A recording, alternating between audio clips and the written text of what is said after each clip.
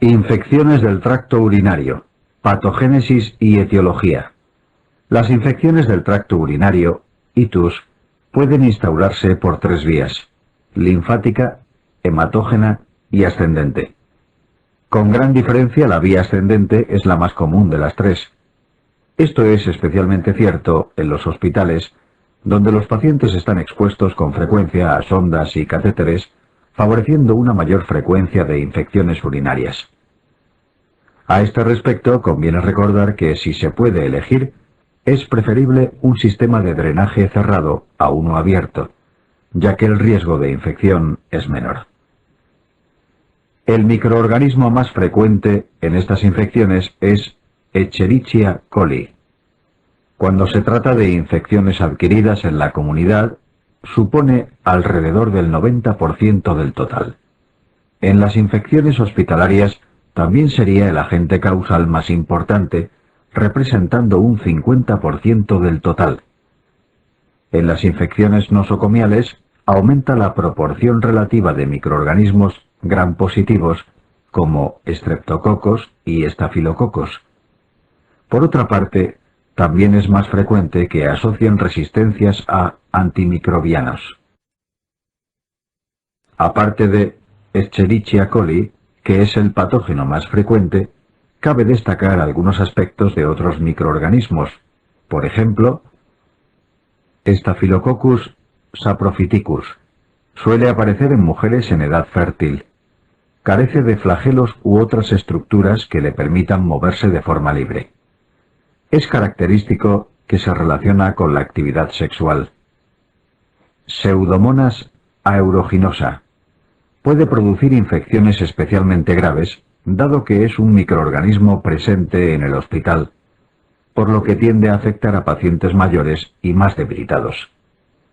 También se relaciona con procedimientos urológicos intervencionistas, sondas, catéteres, y puede ser resistente a los antibióticos. Proteus es un género de enterobacterias dotadas de ureasa. La ureasa es una enzima que hidroliza la urea, alcalinizando la orina. Esto favorece la formación de cristales de fosfato amónico magnésico, como veremos más adelante, por lo que las infecciones de Proteus pueden ser graves y complicadas. El diagnóstico de infección del tracto urinario se sospecharía por la clínica y por los factores de riesgo asociados. No obstante, la confirmación se basa en criterios microbiológicos. Para ello, se emplea el cultivo cuantitativo. En las muestras de orina es frecuente la presencia de microorganismos contaminantes. Por este motivo, se exige un mínimo de unidades formadoras de colonias para considerarlo significativo. Clásicamente se ha aceptado como límite el de 10 elevado a 5 unidades formadoras de colonias. No obstante, existen excepciones a este criterio. Por ejemplo, si se obtiene la muestra mediante una técnica muy limpia, punción suprapúbica en vez de micción espontánea, bastaría hallar cualquier número de gérmenes para darlo como significativo. En cuanto a su tratamiento, existen muchas alternativas válidas para este tipo de infecciones. Se consideran útiles, entre otros, los siguientes antibióticos: amoxicilina ácido clavulánico, cuyo amplio espectro cubre la mayor parte de las bacterias implicadas. También puede recurrirse a otros betalactámicos, pero este es el más habitual. Cotrimoxazol. Aunque es eficaz, debe evitarse durante la gestación porque aumenta el riesgo de encefalopatía kernicterus. Quinolonas. Son muy útiles por su elevada eliminación urinaria, pero también deben evitarse en embarazadas, puesto que son teratógenas. Fosfomicina. Un antibiótico creado en España. Su nueva formulación, fosfomicina trometamol, permite una sola dosis, con lo que facilita el cumplimiento. El problema que presenta son las resistencias antibióticas. Aminoglucósidos. Se administran por vía parenteral. por lo que se reservan para infecciones graves en pacientes hospitalizados.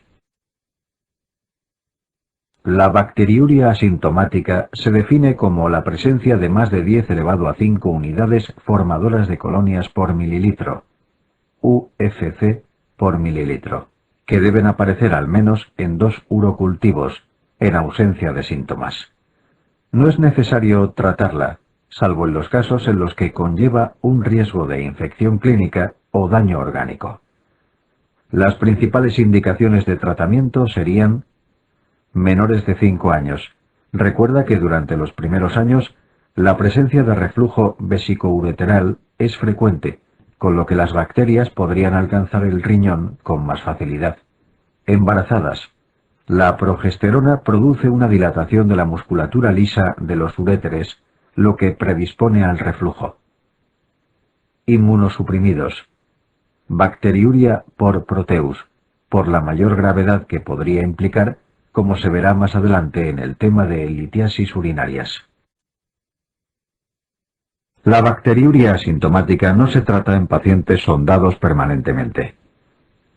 Sí podría recomendarse el empleo profiláctico de algún antibiótico previo a la sustitución del catéter, a fin de contrarrestar la posible diseminación hematógena del germen producida por la manipulación. Pero insistimos en que esto no es sinónimo de tratamiento como tal. En el paciente sondado con bacteriuria asintomática, incluso sería posible no hacer esta profilaxis y limitarnos a cambiar la sonda. Sin embargo, si la bacteriuria persiste a los 3 días de retirar la sonda, habría que tratarla. Cabe la posibilidad de que en algunos pacientes no sea posible retirar la sonda. En estos casos, el tratamiento de la bacteriuria sería muy poco eficaz. Por lo tanto, no se tratará en todos los casos, sino únicamente en los que aparezcan síntomas o en los pacientes con alto riesgo de que se produzca bacteriemia. Las infecciones bajas del tracto urinario, como las cistitis, pueden ser tratadas en mujeres con pautas cortas o convencionales. Los tratamientos convencionales consisten en pautas de 7 días. Esto tiene el inconveniente de un mayor coste económico y de que dificulta el cumplimiento. Actualmente se tiende a emplear un régimen más corto de 3 días o incluso monodosis. Aparte de simplificarse el tratamiento, la incidencia de efectos adversos es menor. El problema que se plantea es una mayor tendencia a la recidiva. Existen casos en los que es preferible emplear pautas convencionales, como en las mujeres embarazadas. En caso de que se produzca una pielonefritis o haya anomalías de la vía urinaria, también habría que evitar las pautas cortas. La infección recurrente se define como la presencia de 4 o más episodios al año. En estos casos, puede plantearse la profilaxis antibiótica con cotrimoxazol o quinolonas, a días alternos durante 6 meses. Si siguen apareciendo infecciones después de este periodo, el tratamiento puede pautarse durante más tiempo. En cualquier caso, es importante aconsejar también medidas generales como beber abundante agua. En caso de que las infecciones guarden relación temporal con el coito, una posible solución es la administración del antibiótico después del mismo. En casos leves o moderados, puede plantearse tratamiento antibiótico oral. Sin embargo, si la infección es nosocomial o el paciente es grave, habría que recurrir a la vía parenteral. Por supuesto, ante una pielonefritis no sería recomendable emplear pautas cortas. La causa más frecuente de pielonefritis es Escherichia coli, pero en las infecciones nosocomiales pueden implicarse otros gérmenes, como el enterococo o Pseudomonas aeruginosa. Siempre que sea posible, el antibiótico se elegirá en función del antibiograma. En principio, la ampicilina sería una alternativa útil en el caso del enterococo. Para Pseudomonas podrían emplearse cefalosporinas, antiseudomónicas, ceftazidima, ureidopenicilinas e incluso aminoglucósidos. En caso de que la respuesta al antibiótico no sea adecuada, debería realizarse una ecografía para descartar obstrucción, litiasis o la formación de un absceso renal o perirrenal. En el varón, estas infecciones son mucho menos frecuentes que en mujeres, ya que la uretra masculina es mucho más larga. Sin embargo, si un varón padece una infección del tracto urinario, se considera complicada de entrada. En la mayoría de los casos habrá afectación prostática, renal, malformaciones urológicas o litiasis asociadas. Por ello, el tratamiento debe ser más prolongado que en mujeres, por lo que no se emplearían pautas cortas. Recuerda que en los varones, si aparece una infección de este tipo, es relativamente frecuente que exista algún otro tipo de anomalía genitourinaria, por ejemplo, hipertrofia benigna de próstata, sobre todo a partir de los 40 años. El microorganismo más implicado es Escherichia coli. Las prostatitis agudas se presentan como un cuadro séptico con afectación general. Es frecuente que haya fiebre elevada, síndrome miccional y dificultad para la micción. El tacto rectal mostrará una próstata inflamada y dolorosa. El tratamiento antibiótico de la prostatitis debe ser prolongado durante varias semanas. Esto se debe a que los antibióticos solo penetran adecuadamente cuando existe inflamación aguda. Sin embargo, cuando va cediendo, la penetración es cada vez más escasa, por lo que debe ser más prolongado que en otras infecciones. Si se recurre a tratamientos cortos, podría producirse una prostatitis crónica. Esta suele producir molestias genitales o en región perineal, polaquiuria, tenesmo, escozor y otros síntomas urinarios. En el líquido prostático se evidencian más de 10 leucocitos por campo. En principio, las quinolonas son los antibióticos que mejor penetran en el tejido prostático, pero siempre que se pueda, se elegirá el tratamiento en función del urocultivo. Existe un cuadro llamado prostatitis crónica no bacteriana, que es importante mencionar. Produce los mismos síntomas que la prostatitis crónica bacteriana. También aparecerían más de 10 leucocitos por campo, pero los urocultivos serían negativos. En estos casos, lo más conveniente es instaurar tratamiento con doxiciclina o eritromicina, asumiendo que el agente causal es ureaplasma o micoplasma, que no crecen en medios habituales. Otro cuadro de interés es la prostatodinia, cuya causa se desconoce. Produce una clínica similar a las prostatitis crónicas. Los cultivos son negativos, y en líquido prostático aparecen menos de 10 leucocitos por campo.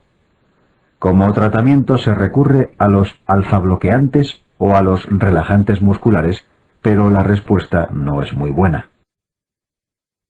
En varones menores de 35 años, se trata casi siempre de una enfermedad de transmisión sexual. La causa más frecuente serían clamidia y gonococo. En cambio, por encima de esta edad son más frecuentes las enterobacterias, como Escherichia coli. En ambos casos, el tratamiento antibiótico se basaría en las quinolonas, por su buena penetración en el tejido testicular. Cuando se sospecha origen venéreo, la ceftriaxona combinada con doxiciclina podría ser una alternativa. La infección hospitalaria más frecuente es la del tracto urinario, por la gran frecuencia con que se emplean los catéteres urinarios. Sobre la infección urinaria asociada a catéteres, debes recordar las siguientes características epidemiológicas. Son más frecuentes en mujeres que en varones, como el resto de las infecciones del tracto urinario. La edad avanzada es un factor predisponente. Los sistemas de drenaje cerrados asocian menor riesgo de infección que los abiertos. La mala técnica de sondaje y la falta de higiene local son factores de riesgo para estas infecciones. Una vez más, las quinolonas son el antibiótico más indicado. Pero debes recordar lo que dijimos anteriormente. La bacteriuria asintomática no es indicación de tratamiento por sí sola. Se tratarán cuando exista clínica o riesgo de diseminación hematógena. La forma más frecuente de tuberculosis extrapulmonar es el tracto genitourinario. El bacilo entra en el organismo por vía inhalatoria, diseminándose después a ambos riñones a través del torrente sanguíneo. De esta forma, lo más frecuente es que llegue a ambos riñones.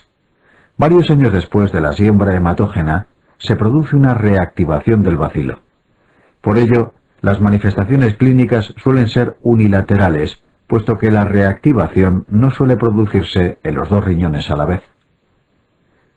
El lugar al que primero accede el bacilo son los glomérulos. A partir de ahí es filtrado y progresa más distalmente, alcanzando las papilas renales, la unión pielocalicial u otras regiones de la vía excretora. El pH ácido de la orina no dificulta el crecimiento de la bacteria, porque es ácido alcohol resistente. Clínicamente, la tuberculosis genitourinaria es poco sintomática en la mayoría de los casos. Lo más frecuente es la aparición de microhematuria, así como dolor vago en fosa renal. En cambio, cuando afecta a la vejiga, produce mayor sintomatología en forma de síndrome cístico. Es frecuente que se confunda con una cistitis de otra etiología, por lo que no responderá a los antibióticos habituales. En el caso del varón, es típica la afectación concomitante del epidídimo, que estará endurecido a la exploración. Desde el punto de vista diagnóstico, suele haber piuria, orina ácida y urocultivos negativos, ya que no crecen medios de cultivo habituales.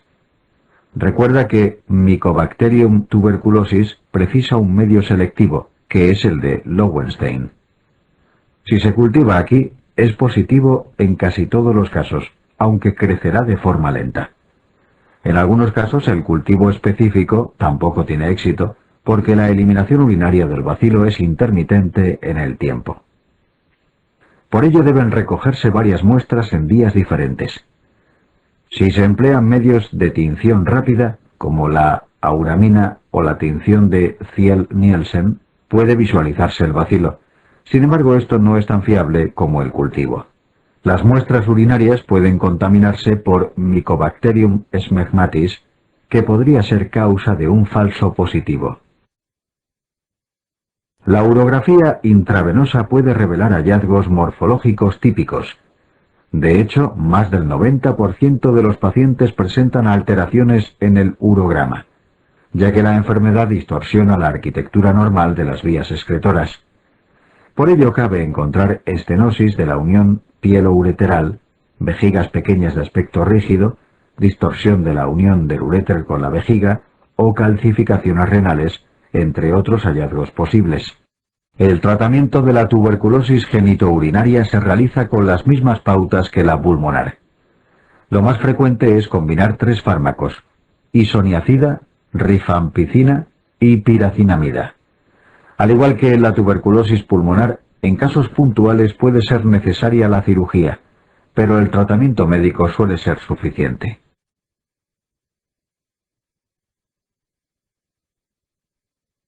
La cistitis intersticial es una enfermedad inflamatoria de causa desconocida.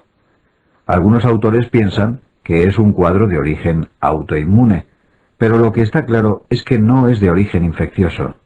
Aparece en mujeres de mediana edad, manifestándose como un síndrome cistítico crónico, con dolor suprapúbico, nicturia y disuria. Es frecuente que se haya tratado sin éxito con varios antibióticos, pensando erróneamente en una cistitis bacteriana. El diagnóstico de cistitis intersticial se alcanza por exclusión. Deben descartarse otras causas más probables, como la cistitis bacteriana o tuberculosa, la litiasis vesical o los tumores vesicales. Excluidas estas patologías, existen 2 hallazgos típicos en la cistoscopia: las petequias submucosas y las úlceras de Hanner. Es importante realizar una biopsia, que servirá para descartar un carcinoma in situ. El tratamiento de esta enfermedad es poco eficaz, ya que la causa se desconoce. No supone riesgo vital, pero repercute seriamente en la calidad de vida de estas pacientes. En algunos casos se obtiene algo de mejoría con distensiones hidráulicas vesicales, intentando aumentar la capacidad de la vejiga. En otros casos se recurre a la amitriptilina oral u otros antidepresivos e incluso a cistectomías en casos desesperados. En cualquier caso, la respuesta suele ser insatisfactoria.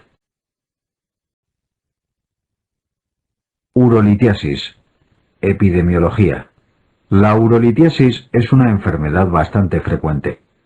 Afecta a más del 4% de la población española, apareciendo por primera vez en personas jóvenes, tercera década de la vida.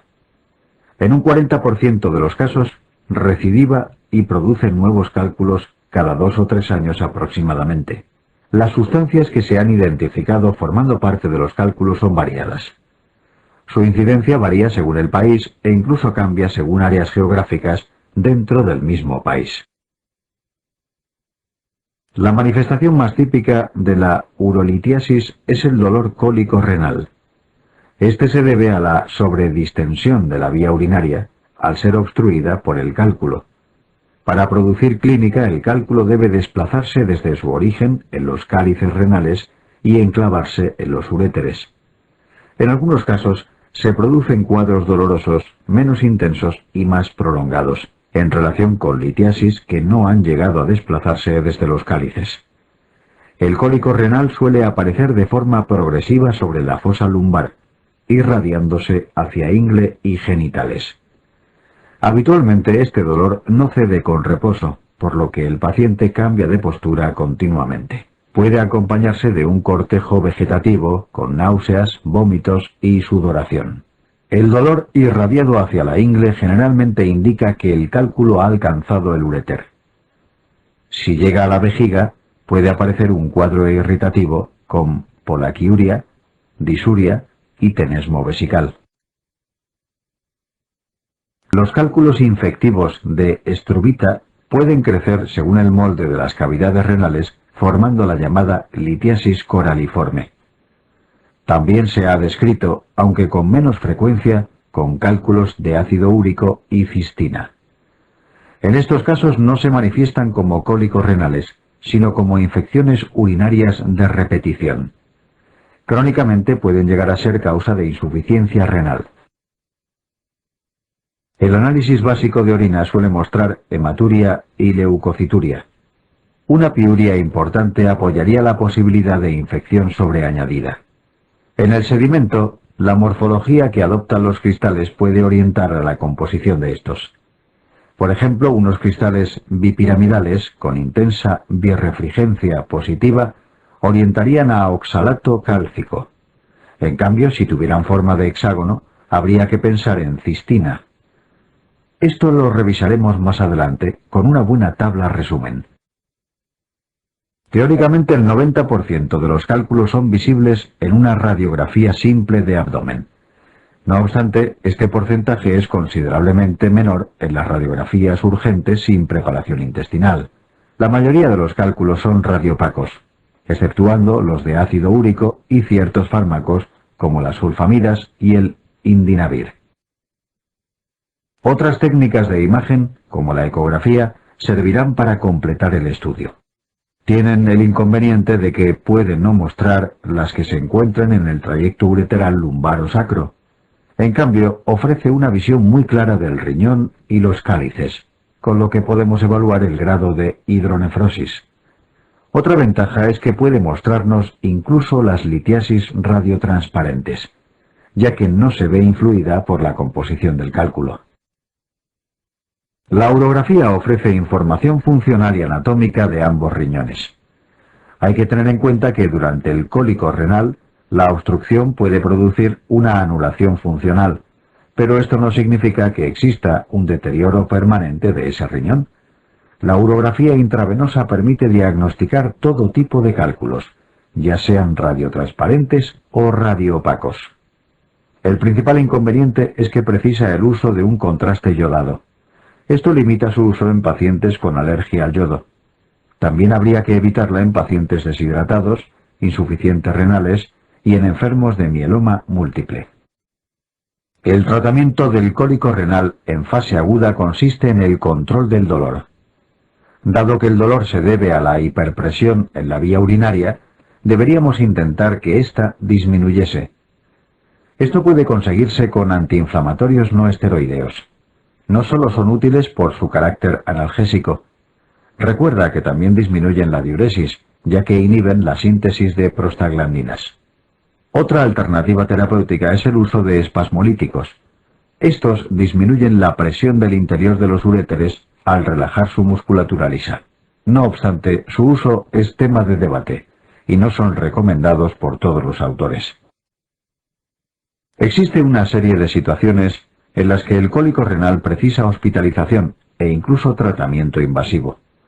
Estas situaciones serían presencia de obstrucción severa, sobre todo si la litiasis es mayor de 10 milímetros, fiebre elevada, mayor de 38 grados centígrados, dolor incontrolable, riñón único.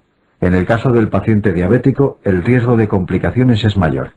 Por ello, lo mínimo que debe hacerse es un seguimiento muy estrecho.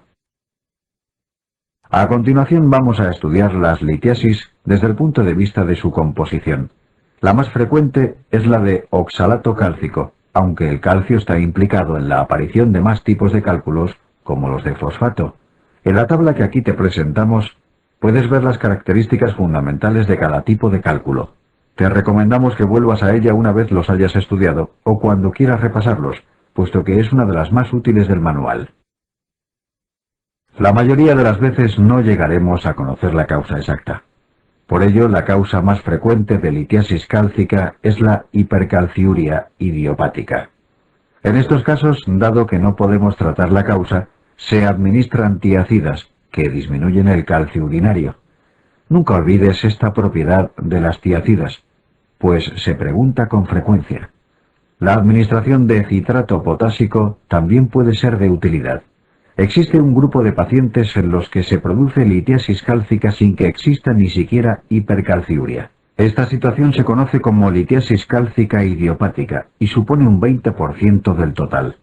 Aunque se investigue, no se encuentra ningún tipo de anomalía en el estudio metabólico. La hiperuricosuria, aparte de favorecer la formación de cristales de urato, favorece la aparición de cálculos cálcicos. Por ello, al tratar la litiasis por urato, puede disminuir la frecuencia de litiasis por oxalato o fosfato cálcico. La hiperoxaluria también favorece la aparición de cálculos cálcicos, oxalato cálcico en este caso. Puede deberse a un defecto enzimático hereditario, lo cual es infrecuente, o a trastornos adquiridos. La mayoría de los casos de hiperoxaluria son secundarios a malabsorción de ácidos grasos por enfermedades biliopancreáticas o alteraciones del íleon, entre otras razones posibles, como la ingesta excesiva de vitamina C. Existen muchas otras enfermedades que pueden producir hipercalciuria y cálculos cálcicos, como te mostramos en la tabla adjunta. No es necesario que te las aprendas todas en esta asignatura. Muchas de ellas aparecen en otros capítulos del manual, por lo que tendrás muchas más oportunidades para recordarlas en clases sucesivas. El pH es muy importante para la formación de estos cálculos. El ácido úrico tiende a precipitar cuando el pH urinario es ácido. Por ello, uno de los recursos terapéuticos es alcalinizar la orina con bicarbonato o citrato sódico, cuya respuesta suele ser muy buena. La presencia de un exceso de urato en la orina puede deberse a varios mecanismos. La causa más frecuente es un aumento de la excreción renal de ácido úrico. En cambio, existe un grupo de pacientes en los que se debe a una sobreproducción, con lo que asocian hiperuricemia. En estos casos, el alopurinol estaría especialmente indicado. La cistinuria es un trastorno genético de origen autosómico recesivo. Consiste en un defecto de absorción a nivel intestinal y tubular de los aminoácidos dibásicos, cistina, ornitina, lisina y arginina. Sin embargo, las litiasis que se producen son de cistina. Esto indicaría que, aparte del citado canal para estos aminoácidos, probablemente exista también otro, exclusivo para la cistina. El diagnóstico se hará identificando los típicos cristales hexagonales en orina o por una prueba positiva de nitroprusiato sódico. Esta consiste en que la orina se tiñe de azul cuando se añade a ella. El tratamiento consiste en aumentar la ingesta de líquidos, alcalinizar la orina y en caso de que esto sea insuficiente puede iniciarse tratamiento con D-penicilamina. Los cálculos infectivos se componen de fosfato amónico magnésico o estrubita. Se desarrollan a pH alcalino, por infección por bacterias que hidrolizan la urea, con lo que aumenta la cantidad de amonio urinario. La bacteria que más se relaciona con esto es Proteus. No obstante, existen algunas otras que también producen ureasa, como Klebsiella, Serratia o Pseudomonas. Recuerda su morfología típica, en ataúd.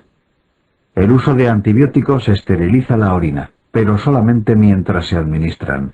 Una vez suspendidos, la bacteriuria reaparece, porque apenas puede llegar al interior de los cálculos, donde también existen bacterias.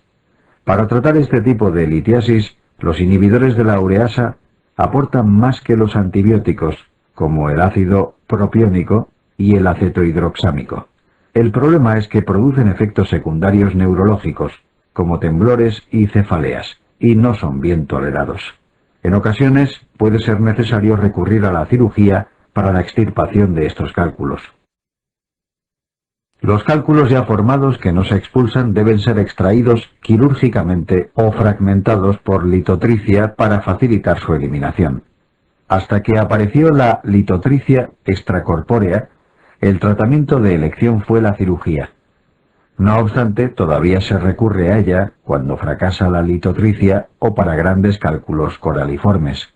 Actualmente también es posible la manipulación del cálculo a través de técnicas endoscópicas dentro de la propia vía urinaria. Esto permite fragmentar el cálculo con láser o ultrasonidos e incluso extraerlo con pinzas directamente. La litotricia extracorpórea por ondas de choque permite la fragmentación de los cálculos utilizando para ello ultrasonidos. La mayoría de los cálculos pueden ser tratados con litotricia, salvo los de pequeño tamaño, puesto que no podrían localizarse fácilmente.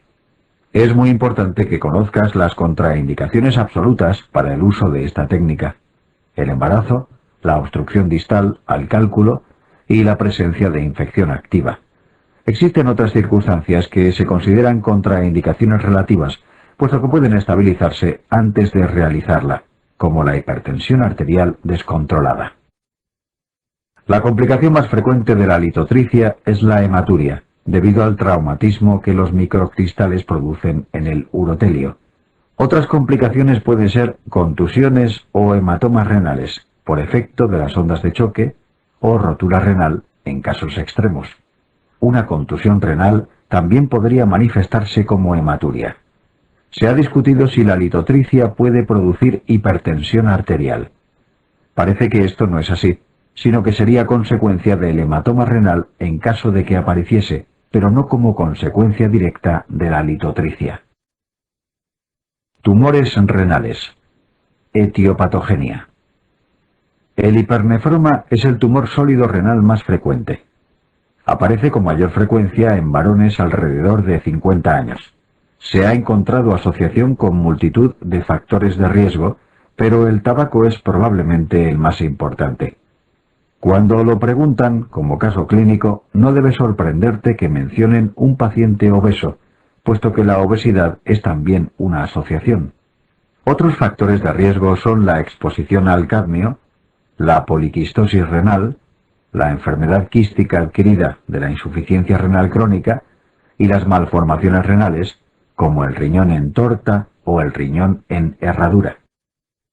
Desde el punto de vista clínico existe una tríada típica muy sugerente de hipernefroma: hematuria, dolor y masa en flanco. Sin embargo, solamente aparece en el 10% de estos tumores y suele asociarse a enfermedad avanzada, ya que palpar una masa en flanco implica un tamaño importante. Por suerte, esta tríada cada vez es menos frecuente. El diagnóstico de este tumor cada vez es más precoz, porque suele hallarse de forma casual al realizar ecografías abdominales por otros motivos. De las posibles manifestaciones del hipernefroma, la más frecuente es la hematuria. Aparte, como cualquier tumor, puede producir síntomas constitucionales, como pérdida de peso, astenia o anorexia. La anemia también es un síntoma frecuente, presentándose en un 40% de los casos. En el momento del diagnóstico, el 30% de los casos tiene metástasis a distancia. Una característica muy típica de este tumor es la posibilidad de que aparezcan metástasis mucho después del tratamiento, incluso a más de 10 años de la nefrectomía. Esta característica la comparte con el carcinoma papilar de tiroides, en el que se han descrito incluso después de 20 años. Una manifestación muy típica del hipernefroma es el varicocele izquierdo. Esto se debe a que la vena espermática izquierda drena directamente la renal izquierda. Por ello, cuando el tumor la invade, impide el drenaje de la vena espermática, produciéndose el varicocele. Otra característica especial de este varicocele es que no desaparece con el decúbito, que sería lo normal en cualquier otro varicocele, ya que la vena renal está invadida independientemente de la postura del paciente. En cambio, no esperes encontrar un varicocele derecho como consecuencia del hipernefroma. La vena renal derecha drena directamente a la cava inferior, no a la renal, por lo que la invasión de esta no produciría varicocele. El adenocarcinoma renal puede producir infinidad de síndromes paraneoplásicos. Por ello, a veces su primera manifestación es absolutamente distinta de una hematuria o un dolor en flanco. Cuando esto sucede, el diagnóstico puede ser muy difícil, de ahí que se le llame tumor del internista. El hipernefroma puede producir infinidad de sustancias: PTH, prostaglandinas, prolactina, renina, eritropoyetina. Por ello puede manifestarse de formas muy diversas. Dada la producción de eritropoyetina, puede ser causa de policitemia, como sucede en el 3% de los casos. Sin embargo, recuerda que es mucho más frecuente la anemia, que casi llega al 40%. Existe una manifestación del hipernefroma que merece especial atención. El síndrome de Stauffer consiste en un aumento de las transaminasas sin que por ello existan metástasis hepáticas. El síndrome de Stauffer se debe a la producción de sustancias hepatotóxicas por el propio tumor, sin invasión tumoral alguna. Esta situación aparece en un 20% de los pacientes. Por tanto, si te presentan un caso clínico de un hipernefroma con elevación de enzimas hepáticas, recuerda que no es obligado que presente metástasis.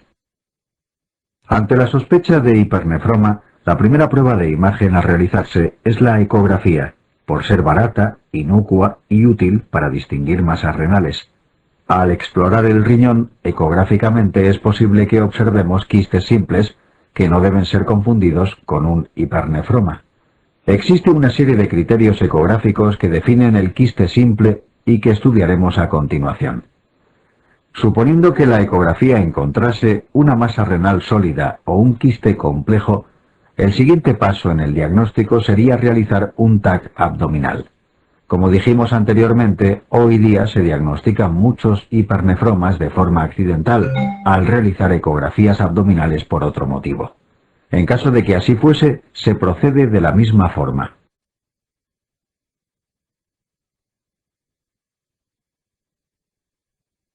Los criterios ecográficos de quiste simple son contorno liso, ausencia de ecos en el interior y el signo del refuerzo posterior. Cuando te los mencionen, la actitud consistiría en un seguimiento ecográfico anual. No necesitas un TAC, y mucho menos una nefrectomía. Recuerda que la ausencia de ecos en el interior y el signo del refuerzo posterior orientan a contenido líquido en el interior del quiste, es decir, todo lo contrario a una masa sólida que orientaría a hipernefroma. El mejor método aislado para evaluar una masa renal es el TAC. Por ello, es el siguiente paso después de identificar ecográficamente una masa renal sólida. No solo aporta una mayor calidad de imagen al estudiar el riñón en sí, además ofrece información sobre las posibles metástasis a distancia y también sobre las metástasis ganglionares o afectación de órganos adyacentes. Cuando el TAC identifica una masa de carácter sólido, está indicada la nefrectomía radical, puesto que la causa más frecuente sería el hipernefroma. La resonancia magnética también puede utilizarse en el diagnóstico del hipernefroma, aunque habitualmente no se utiliza porque no es mejor que la tomografía axial computerizada. Merece la pena recordar una indicación concreta en la que es mejor la resonancia. Ante la sospecha de invasión tumoral venosa, es preferible esta técnica de imagen. En este esquema te mostramos cómo se debe actuar en base a las distintas pruebas de imagen, en el estudio de una masa renal.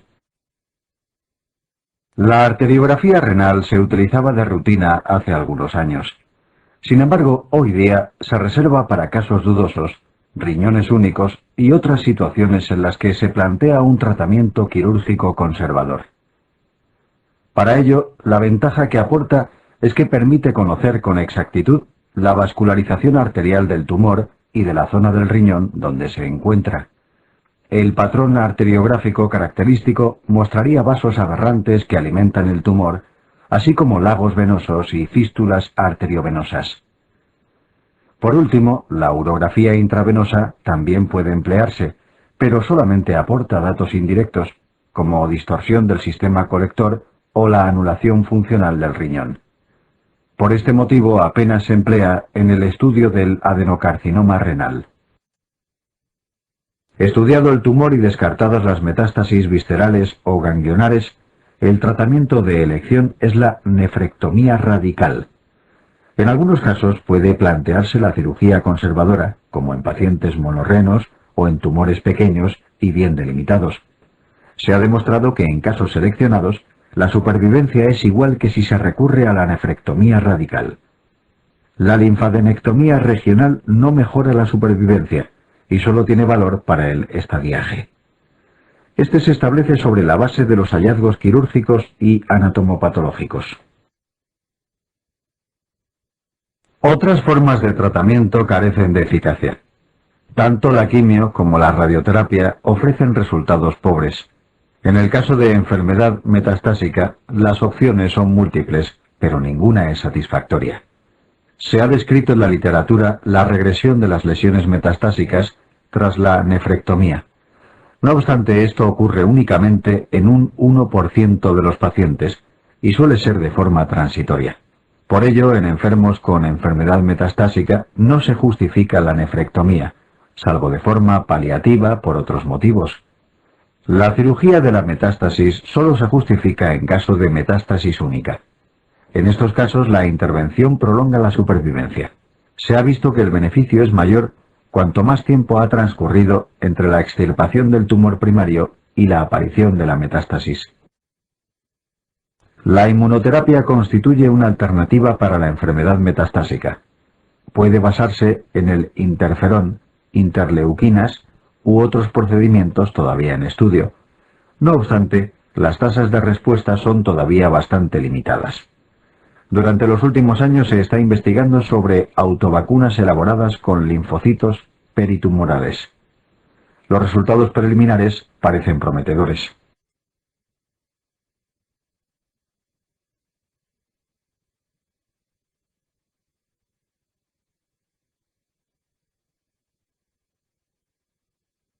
Hiperplasia benigna y cáncer de próstata. Hiperplasia benigna de próstata, HPV. La hiperplasia benigna de próstata es una enfermedad muy frecuente. En mayor o menor medida, acaba afectando a la mayoría de los varones por encima de los 50 años. Anatómicamente, en la próstata se distinguen dos regiones principales, periuretral y periférica. En la hiperplasia benigna de próstata se produce un aumento del volumen prostático. Este aumento del volumen se debe a una proliferación variable de elementos musculares y glandulares. A medida que crecen, comprimen la uretra, lo que justifica los síntomas obstructivos que padecen estos pacientes. La etiología exacta no está clara, pero se sabe que los estímulos androgénicos tienen un papel fundamental, siendo la dihidrotestosterona la hormona responsable. La proliferación periuretral produce un efecto obstructivo sobre la uretra. Debido a ello, la vejiga se vacía con dificultad. Las consecuencias de esto serán las siguientes. Primero, fase de compensación. El detrusor se hipertrofia. La presión que ejerce es mayor y durante un tiempo no habrá clínica. Segundo, fase clínica. El detrusor claudica, al sobrepasarse cierta longitud en sus fibras musculares. Comienza el retraso de la micción, disminuye el calibre del chorro, menos fuerza miccional, alargamiento del vaciado. Es lo que se conoce como síndrome prostático. Tercero, fase de descompensación. Los síntomas previos se exacerban y en este momento podría producirse retención urinaria. Si se deja evolucionar, produciría reflujo vesicoureteral y lesiones a nivel renal. Los signos y síntomas descritos son los llamados obstructivos. Aparecen por una razón puramente mecánica, la compresión periuretral. Aparte de ellos, los pacientes prostáticos padecen también un segundo grupo de síntomas conocidos como irritativos. Estos aparecen por la alteración funcional vesical y son más difíciles de tratar que los obstructivos. Son la polaquiuria, el tenesmo, la nicturia y la sensación de urgencia miccional. Aunque lo veremos posteriormente, te adelantamos que en la región periférica de la próstata es donde suele aparecer el cáncer de esta glándula. En la evaluación del síndrome prostático, el tacto rectal continúa siendo la exploración fundamental. Es muy importante para diferenciarla del carcinoma, ya que este último puede dar la misma sintomatología que la hiperplasia. Cualquier zona sospechosa al tacto rectal debe ser biopsiada. Los datos palpatorios que deben orientarnos a cáncer son la consistencia pétrea y el tacto irregular. La medición del flujo máximo miccional también es importante. Si se encuentra claramente disminuido, habla a favor de una obstrucción uretral. El estudio puede completarse con una ecografía, que nos permita evaluar si existe afectación del tracto urinario superior, residuo postmiccional, litiasis vesical u otras complicaciones asociadas. El PSA es un marcador que puede estar elevado en la hiperplasia benigna de próstata, pero también puede elevarse en el cáncer, por lo que no nos da el diagnóstico. En cambio, sí que puede tener utilidad para el seguimiento. El único tratamiento definitivo es la cirugía. Esta puede realizarse mediante dos técnicas: reserción transuretral o cirugía abierta, dependiendo del tamaño del adenoma. En general, para próstatas pequeñas y muy obstructivas es preferible la resección transuretral. En cambio, cuando se trata de grandes adenomas, la cirugía ofrece mejores resultados. Cuando se opta por la cirugía abierta, debes recordar que no se extirpa la cápsula prostática. Por ello, esta intervención no protege del cáncer de próstata, ya que éste suele asentar precisamente en la cápsula. La razón para no quitarla es preservar la potencia sexual, dado que los nervios erectores se relacionan íntimamente con ella. La mayoría de los pacientes con hiperplasia benigna no llegan a precisar ser operados.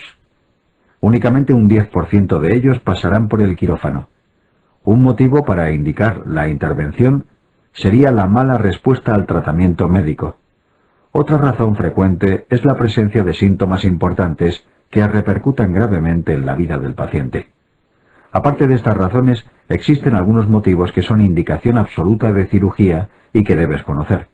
Son los siguientes: retención urinaria reiterada, por el potencial daño renal; hidronefrosis retrógrada, es decir, lesión renal como consecuencia de la obstrucción; infecciones urinarias de repetición; presencia de litiasis vesical; hematuria de repetición.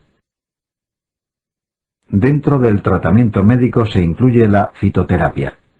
En algunos pacientes puede proporcionar alivio, pero es poco eficaz si la evaluamos con parámetros objetivos. Los inhibidores de la 5-alfa reductasa, como el finasteride, reducen el tamaño prostático, dado que disminuyen la producción de dihidrotestosterona. Tienen el inconveniente de que tardan varios meses en hacer efecto. Además, en algunos pacientes producen impotencia y alteran el nivel del PSA, con lo que dificultan el diagnóstico de cáncer de próstata si existiese. Los antagonistas alfa-adrenérgicos, como el prazosin o la tamsulosina, relajan la musculatura del cuello vesical y uretra. Su principal inconveniente es que producen vasodilatación periférica, con lo que pueden producir hipotensión y síncopes. El cáncer de próstata es el tumor maligno más frecuente del aparato genitourinario masculino. En este tumor es muy importante el papel de las hormonas sexuales para su desarrollo.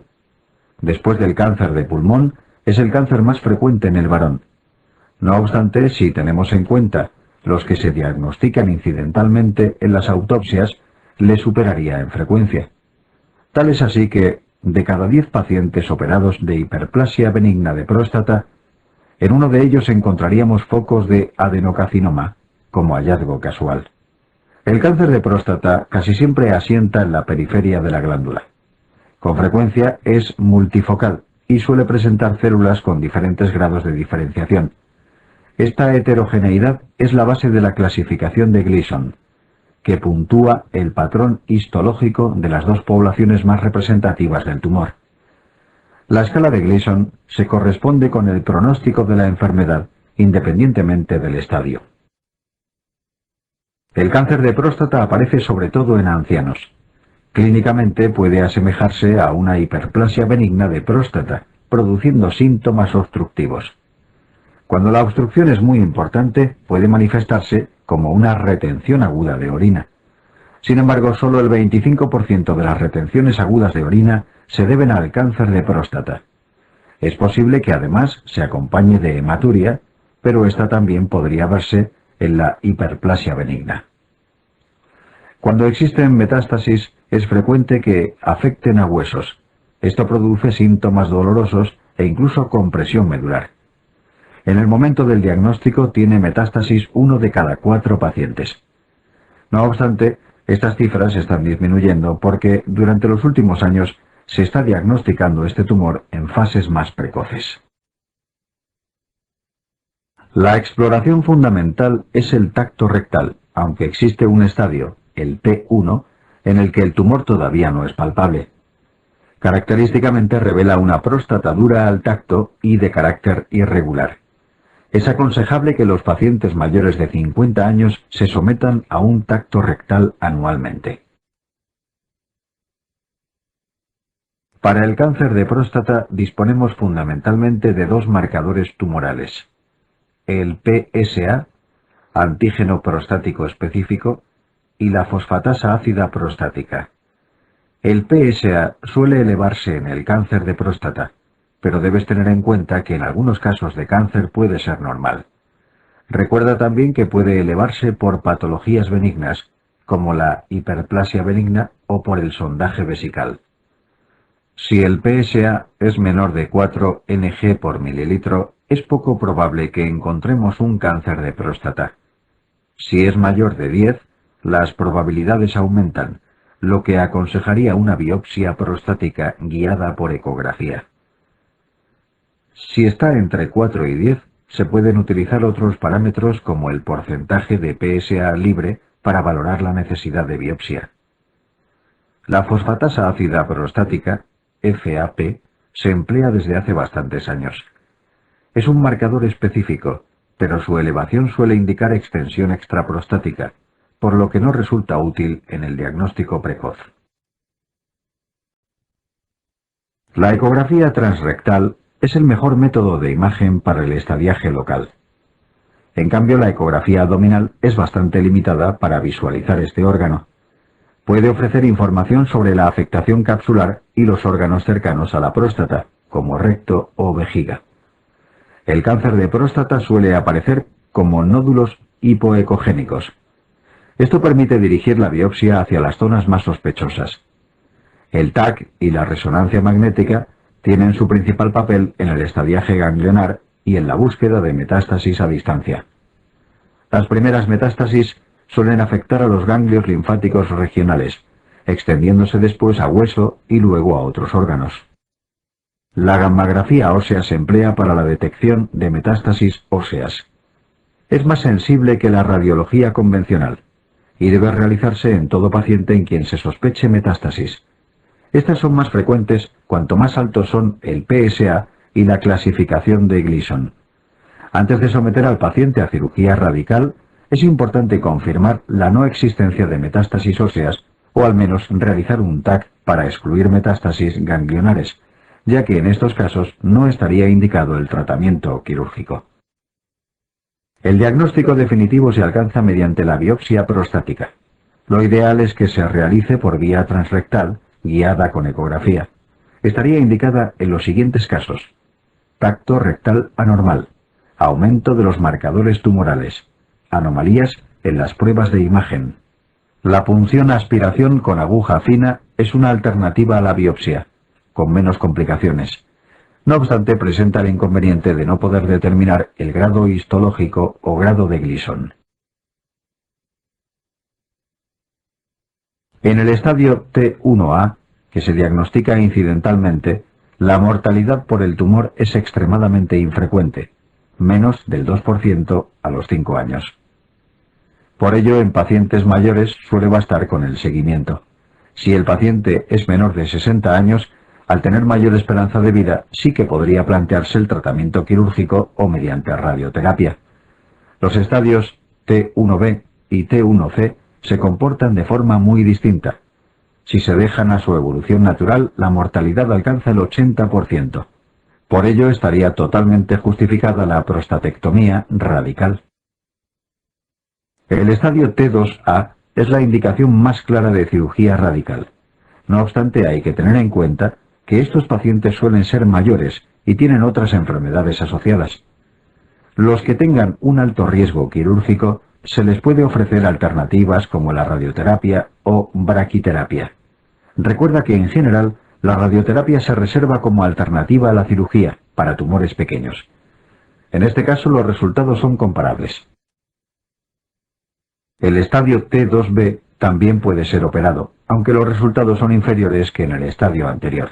Es frecuente que después de la cirugía, cuando se analiza la pieza quirúrgica en el laboratorio, el patólogo se da cuenta de que en realidad se trataba de un estadio 3. En el estadio T3A, la indicación quirúrgica es muy dudosa, así como el uso de radioterapia local. Solamente se plantea en pacientes jóvenes, que son una minoría. Lo más frecuente es que se les trate con terapia hormonal. A partir del estadio T3B, el tratamiento de elección es el hormonal. Esto se aplica a T3B, T4 y pacientes con ganglios positivos o metástasis a distancia. También sería una opción en pacientes muy ancianos y con pésimo estado general. La quimioterapia es poco eficaz en el cáncer de próstata, pero la hormonoterapia es mucho más eficaz. Como dijimos en la introducción, el cáncer de próstata es dependiente de hormonas sexuales. Este es el fundamento de la hormonoterapia. Si se consigue reducir el nivel androgénico, el paciente se beneficiaría. Esto puede conseguirse de formas diversas. El método más eficiente es la orquiectomía.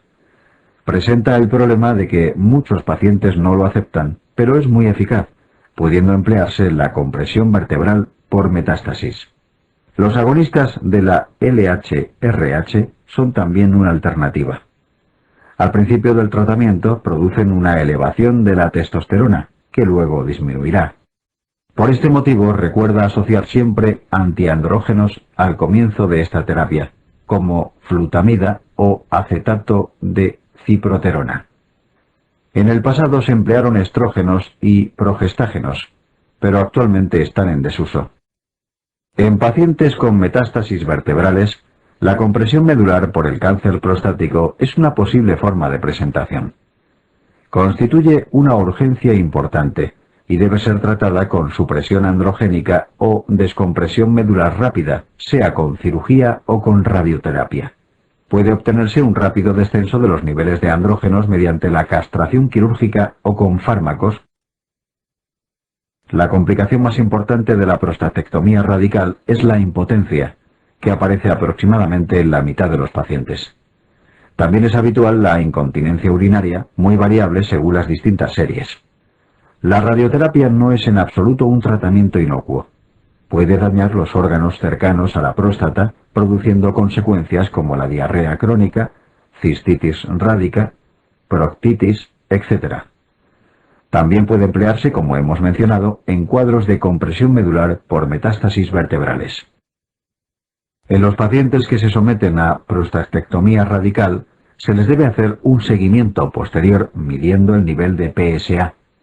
Cuando las cifras de PSA exceden los 0,4 Ng por mililitro, se considera recidiva bioquímica y debe hacernos sospechar la existencia de metástasis a distancia o al menos una recidiva local.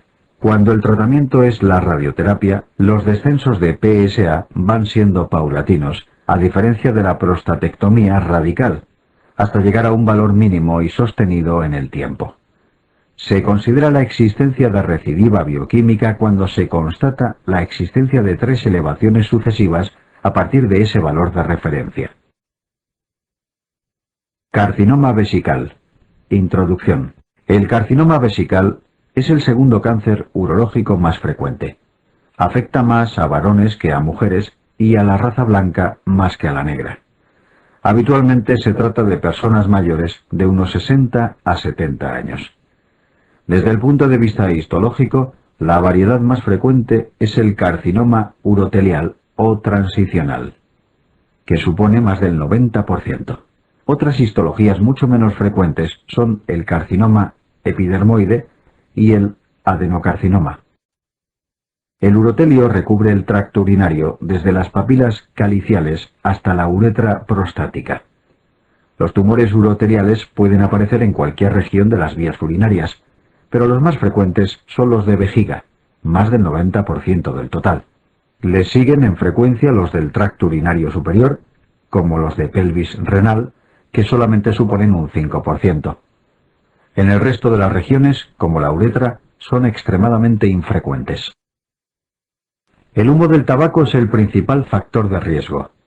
No olvides que más de la mitad de estos tumores aparecen en fumadores. Está demostrado que su incidencia aumenta en proporción al consumo de tabaco. Otros factores implicados son las aminas aromáticas, presentes en las industrias textiles, químicas o del caucho.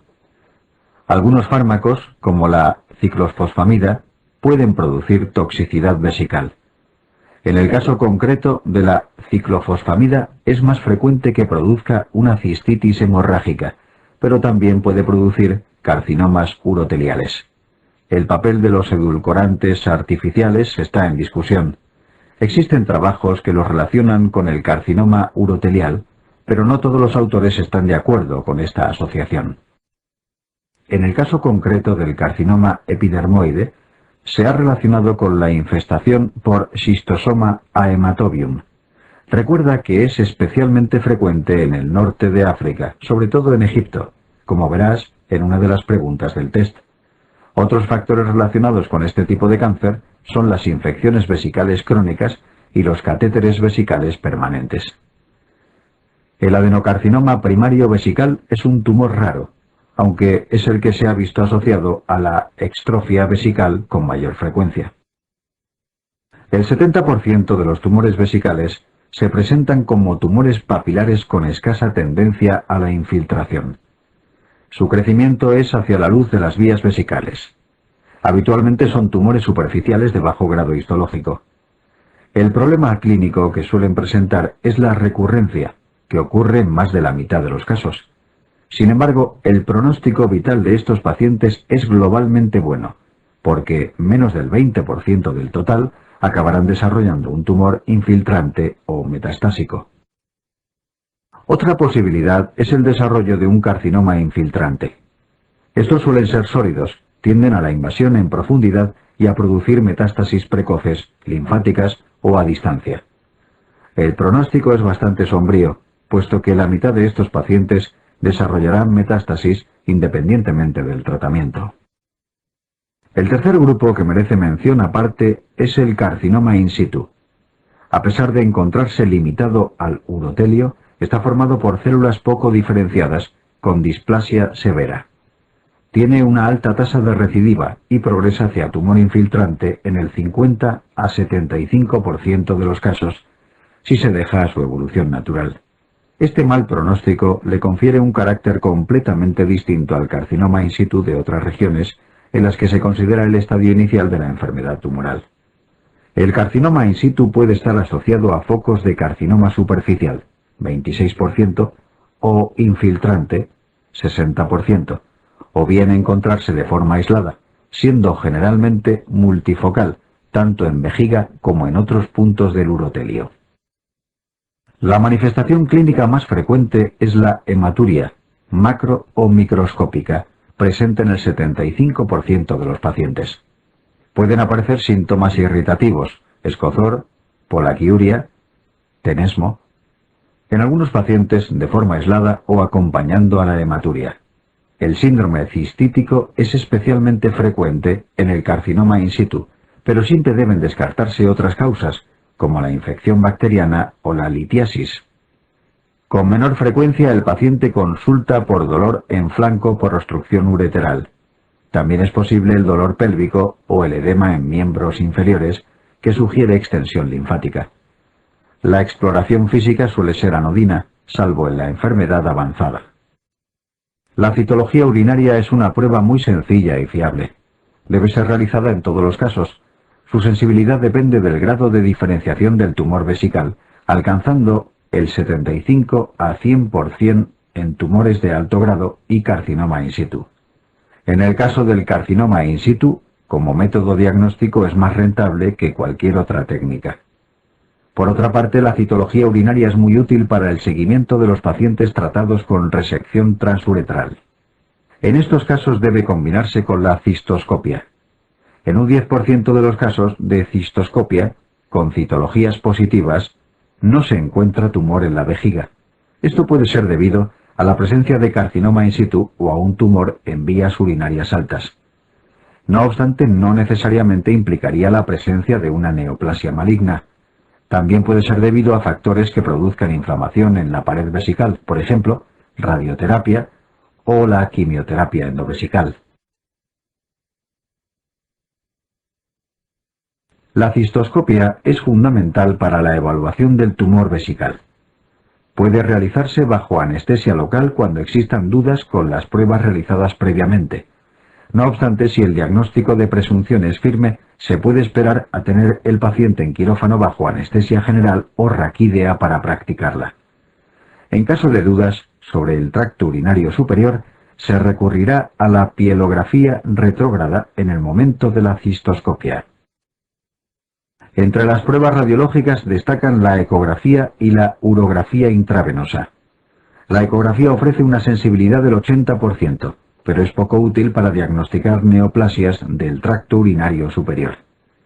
La urografía intravenosa puede sugerirnos la presencia de una neoplasia urotelial por la presencia de defectos de replección, que corresponderían al tumor o mediante signos indirectos. Estos pueden consistir en rigidez vesical, obstrucción de un uréter o desplazamiento de la vejiga, entre otros. La tomografía computerizada se utiliza para el estadiaje de la enfermedad infiltrante, ya que aporta información limitada sobre la infiltración tumoral.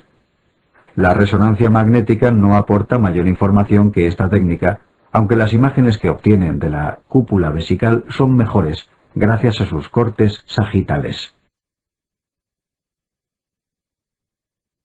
Todo el proceso diagnóstico va encaminado a establecer si el tumor vesical es superficial o infiltrante.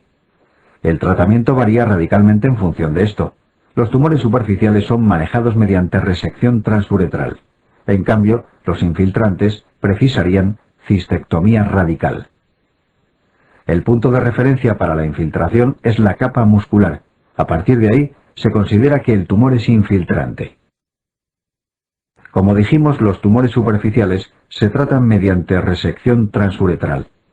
Dada la alta frecuencia de recidivas, la mayoría se tratan posteriormente con instilaciones endovesicales que disminuyan la aparición de nuevos tumores. Estas instilaciones pueden consistir en quimioterapia local o en la administración de BCG. Para los tumores infiltrantes, el tratamiento de elección es la cistectomía radical. La quimioterapia y la radioterapia no han demostrado mejorar la supervivencia como complemento de la cirugía. Tras la cistectomía, los uréteres son derivados a segmentos intestinales o a piel, aunque también pueden realizarse reservorios. La quimioterapia combinada se reserva para pacientes con enfermedad metastásica, alcanzándose respuestas completas en solo un 15 a 30% de los casos. La inmunoterapia endovesical con BCG, Bacilo Calmette-Guerin, es sin duda más eficaz que la instilación de quimioterapia local. El porcentaje de recidivas desciende un 40% con BCG, mientras que los quimioterápicos solo descienden un 20%. Por ello, el tratamiento de elección del carcinoma in situ es el BCG. Sin embargo, no se usa como primera línea en el resto de los tumores vesicales. Esto se debe a que produce más complicaciones y efectos secundarios, como cistitis, síndrome febril e incluso sepsis por BCG. Por ello se reserva para los tumores de riesgo o con múltiples recidivas. Aproximadamente un 5% de los tumores de urotelio surgen entre los cálices y los orificios ureterales. En su etiología se encuentran implicados los mismos factores que para el carcinoma vesical. No obstante, aquí habría que mencionar aparte la nefropatía por analgésicos y la nefropatía de los Balcanes, que son factores de riesgo añadidos. En la mayoría de los casos se manifiesta como hematuria macroscópica. La segunda forma de presentación más frecuente es el dolor cólico por obstrucción ureteral. La sistemática diagnóstica es básicamente la misma que para el tumor vesical.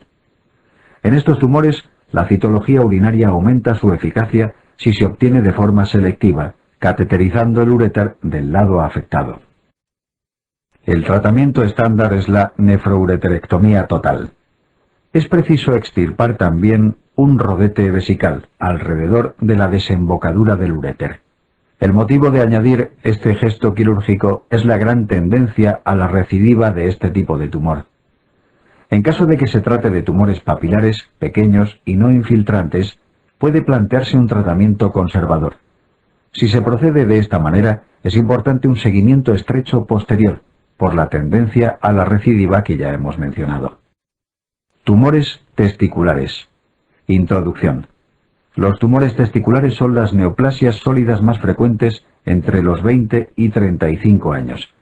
Presentan mayor incidencia a mayor desarrollo de la sociedad. También se ha documentado que son más frecuentes en la raza blanca que en el resto de la humanidad. La mayoría de ellos derivan de las células germinales, aunque en ocasiones son de otra estirpe, como por ejemplo los linfomas. Afortunadamente, la tasa de curación para estos tumores es superior al 90%, con un pronóstico muy distinto al de otros cánceres, como el de pulmón o el de páncreas. Los testículos no descendidos tienen mayor riesgo de desarrollar tumores. Esta probabilidad es aún mayor si la posición del teste es intraabdominal. Se ha comprobado que el testículo contralateral también tendría un aumento de riesgo, aunque su posición sea escrotal.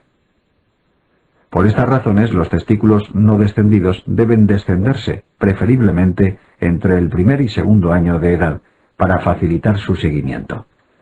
Una vez alcanzada la pubertad, ante un teste criptoquídico no descendido debe plantearse la extirpación. Estos testículos carecen de capacidad espermatogénica, pero tienen potencial cancerígeno.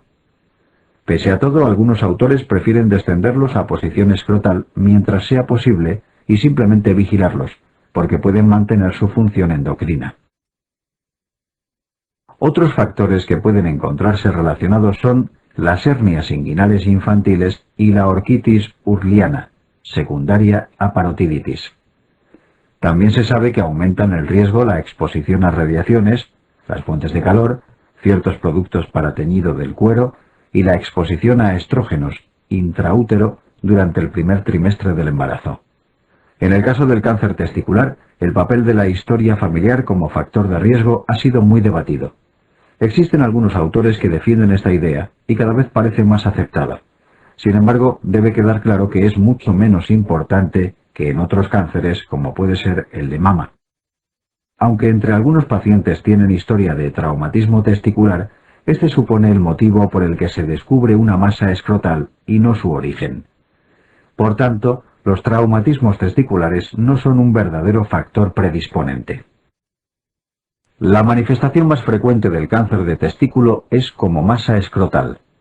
Con mucha menor frecuencia, el motivo de consulta está originado por la presencia de metástasis ganglionares, masas supraclaviculares o abdominales, o efectos endocrinos.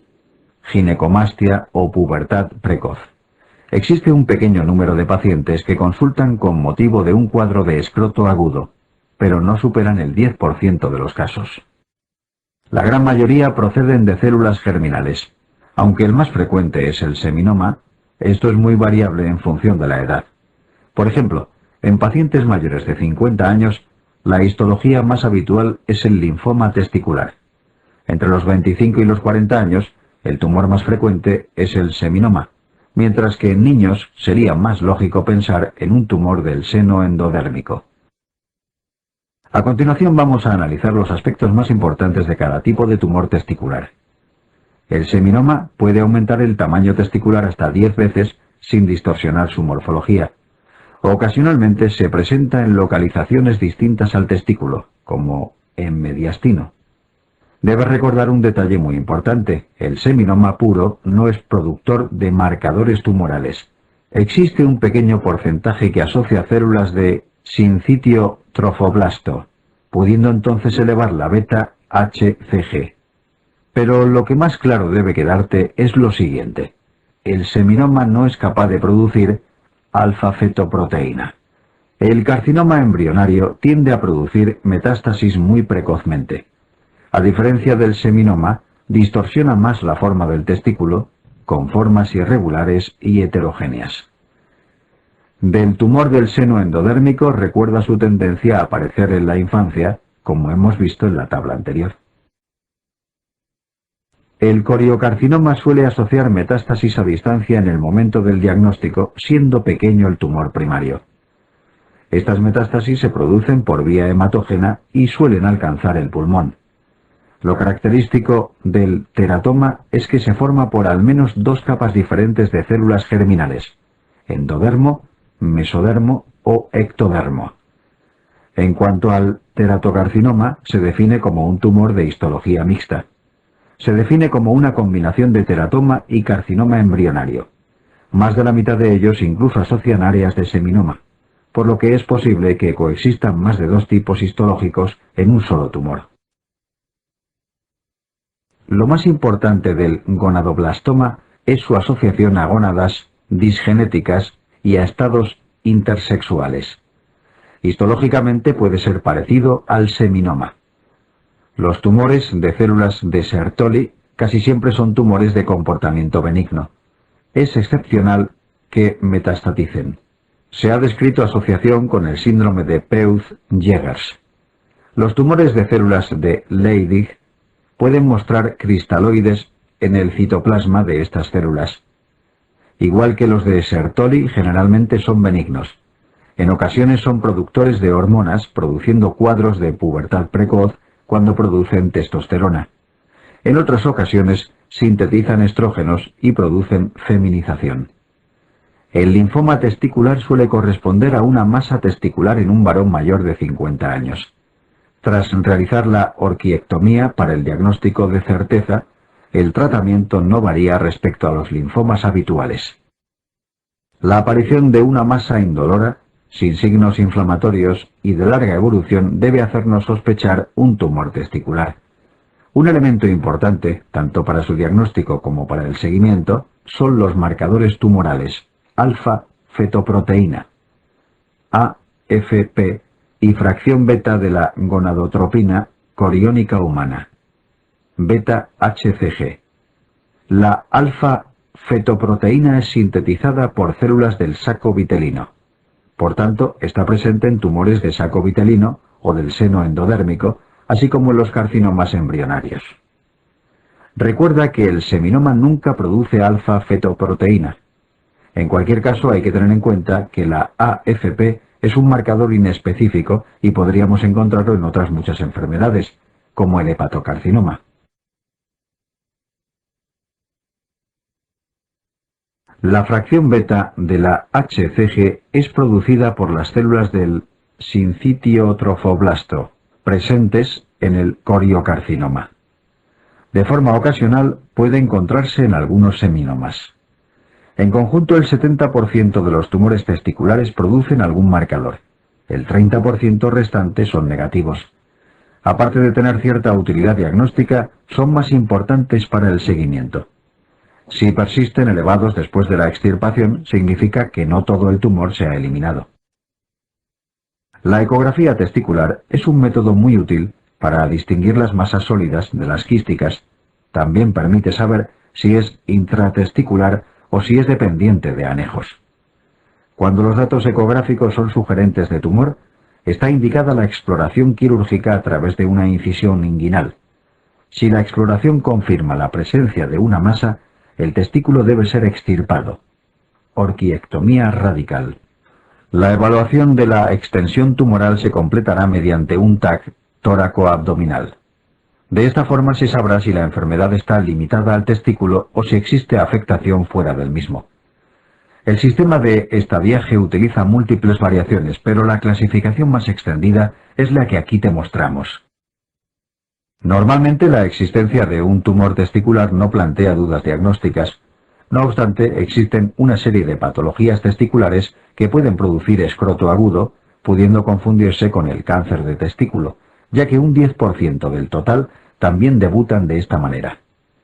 Para distinguirlos entre sí, debemos tener en cuenta las siguientes consideraciones.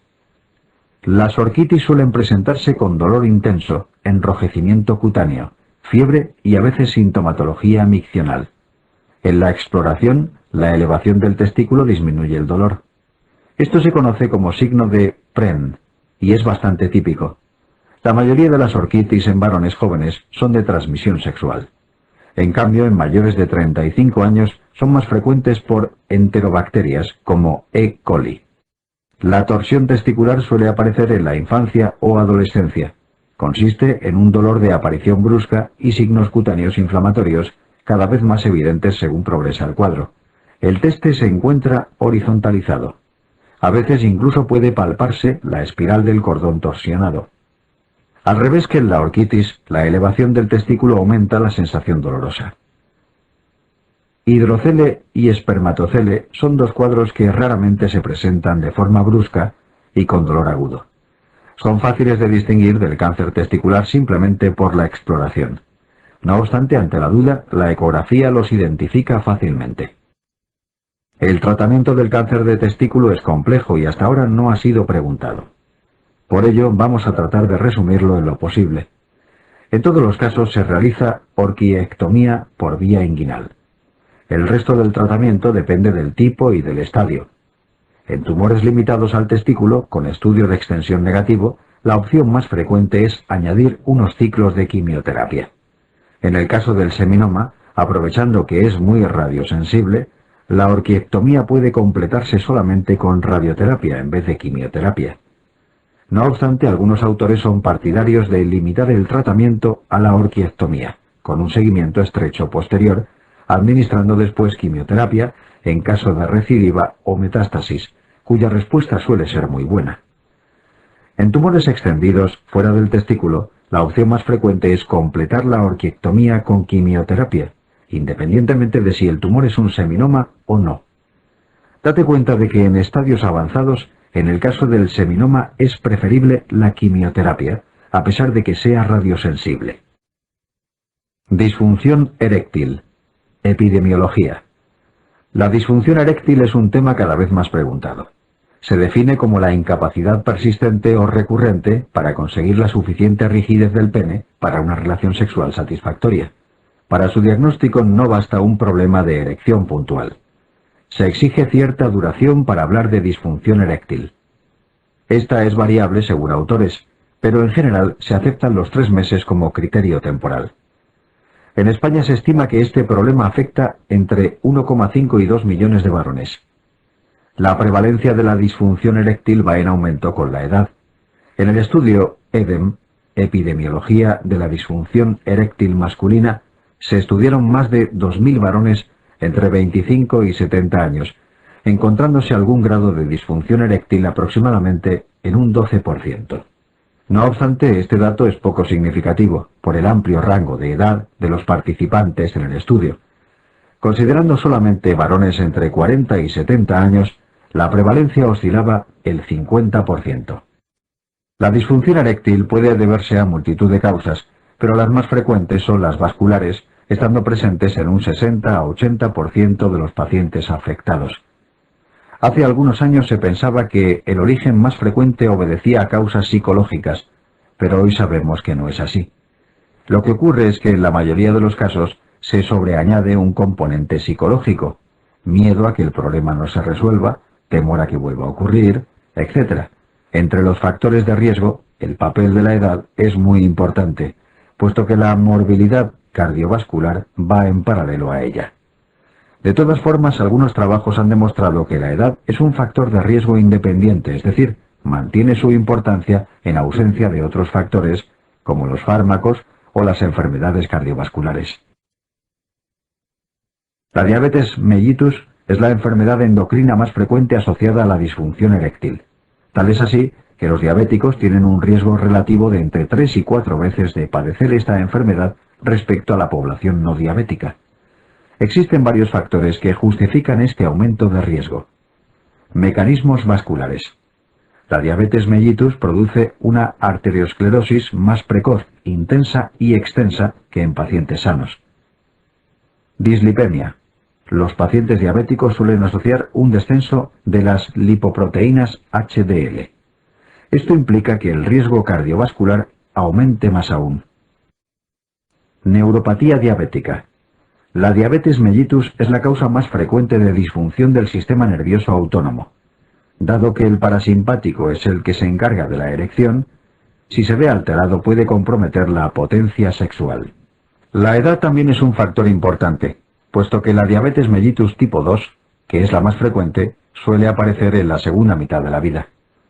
Existen otras enfermedades endocrinas que pueden manifestarse como disfunción eréctil, como la hiperprolactinemia o las muchas causas existentes de hipogonadismo. El tratamiento de la disfunción eréctil se estructura en 3 etapas. Si el primer escalón terapéutico fracasa, se recurre al siguiente, hasta llegar al último. El primer escalón lo constituyen los fármacos orales, como el sildenafilo y la apomorfina. El sildenafilo y otros fármacos del mismo grupo han adquirido gran importancia y difusión, y a continuación hablaremos de ellos con más detalle. En cuanto a la apomorfina, cabe destacar que es un agonista dopaminérgico que actúa a nivel central, desencadenando una erección. Como efecto secundario presenta el problema de producir vómitos.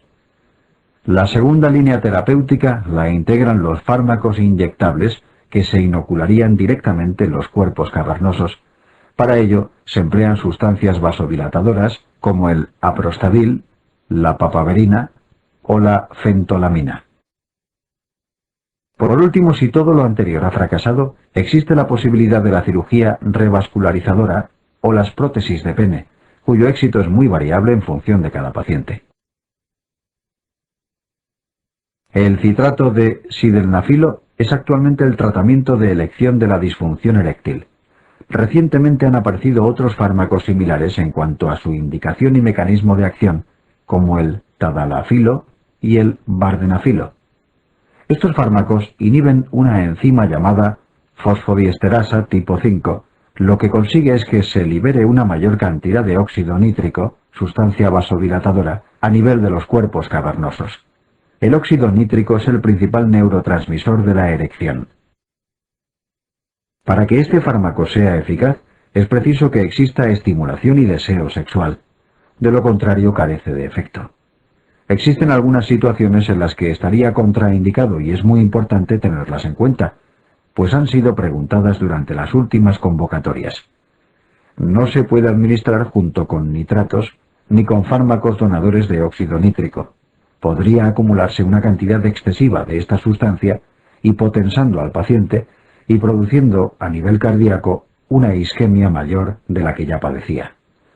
No debe emplearse en pacientes en los que se desaconseja la actividad sexual, como en la angina inestable, infarto reciente o insuficiencia cardíaca.